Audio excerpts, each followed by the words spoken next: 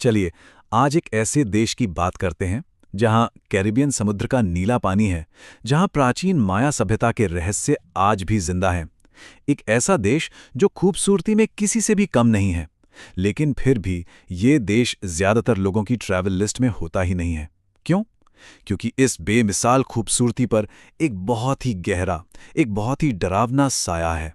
तो सवाल यही उठता है कि आखिर इतनी खूबसूरत जगह से लोग इतना कतराते क्यों हैं?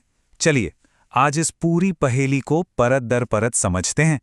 और इसका जवाब ना इस देश के सबसे बड़े विरोधाभास में छिपा है। मतलब एक तरफ यहाँ की लगभग 88.5% आबादी पढ़ी लिखी है, यहाँ के युवा होशियार हैं, काबिल हैं। लेकिन दूसरी तरफ है इस देश की सबसे बड़ी और सबसे गंभीर समस्या, बेरोजगारी। हाथ में डिग्रियां तो हैं, पर करने के लिए नौकरियां नहीं। तो चलिए, कहानी की शुरुआत करते हैं होंडुरास के उसी खूबसूरत चेहरे से। देखते हैं वो सारी चीजें जो इसे सच में एक जन्नत जैसी जगह बनाती हैं। देखिए, इस देश का इतिहास भी काफी पुराना है। 1502 में क्रिस्टोफर कोलंबस यहाँ पहुंचे और फिर यहाँ स्पेनिश राज का एक लंबा दौर शुरू हुआ। इसी दौर ने यहाँ की भाषा, यहाँ की संस्कृति को वो रूप दिया जो आज है। और फिर 1821 में, मतलब सोचिए, भारत की आज़ादी से भी 126 साल पहले होंडुरास एक आज़ाद मुल्क बन गया था। अच्छा, अब जरा यहाँ के लोगों की आस्था को देखिए। बड़ा इंटरेस्टिंग है। यहाँ की ज्यादातर आबादी ईसाई धर्म को मानती है, जिसमें करीब 48% प्रोटेस्टेंट हैं और 34% कैथोलिक। ये आंकड़े साफ साफ दिखाते हैं कि स्पेनिश इतिहास का असर आज भी यहाँ की आस्था पर कितना गहरा है। अरे, किसी भी देश की असली पहचान तो वहाँ के लोगों से होती है, और होंडुरास के लोग तो कमाल के हैं। उनका सबसे पसंदीदा काम है बातें करना। वो खुले दिल के होते हैं, जो मन में है वही जुबान पर। और जिंदा दिली तो कूट कूट कर भरी है। फुटबॉल, डांस और पार्टियों के बिना तो उनकी जिंदगी अधूरी है। और हाँ, एक बड़ी मजेदार आदत है इनकी, टैटू बनवाने का गजब का शौक है। मौका चाहे खुशी का हो या गम का, एक टैटू तो बनता है। और उनकी इसी जिंदा दिली का असर उनकी सेहत पर भी साफ दिखता है।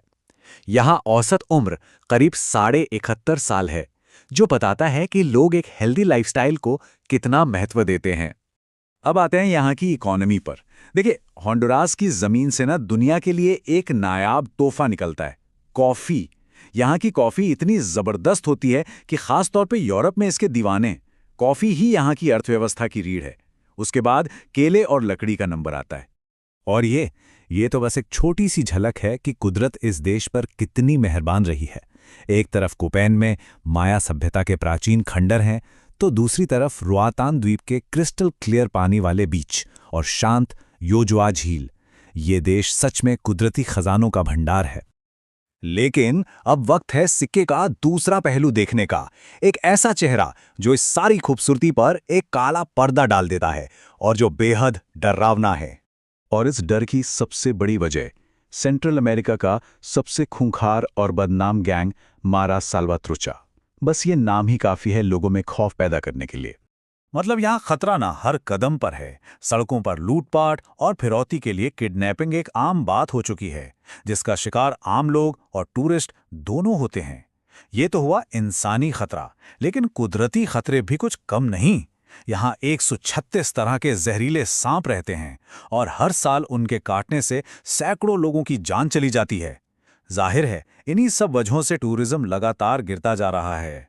तो सवाल फिर वही आके खड़ा हो जाता है कि आखिर इतनी खूबसूरती और इतना खतरा एक साथ ये कैसे हो सकता है? इस सब की जड़ क्या है? चलिए इन कड़ियों को जोड़ते हैं। तो इसकी जड़ वही है जहां से हमने बात शुरू की थी, होंडुरास का वो विरोधाभास। एक तरफ है पढ़े लिखे हुनरमंद नौजवान, और दूसरी तरफ है नौकरियों का ऐसा अकाल कि उन्हें कोई सही रास्ता ही नहीं दिखता। यही वो पहेली है जो होंडुरास की पूरी कहानी बयां करती है। और बस यहीं से एक खतरनाक साइकिल शुरू हो जाता है।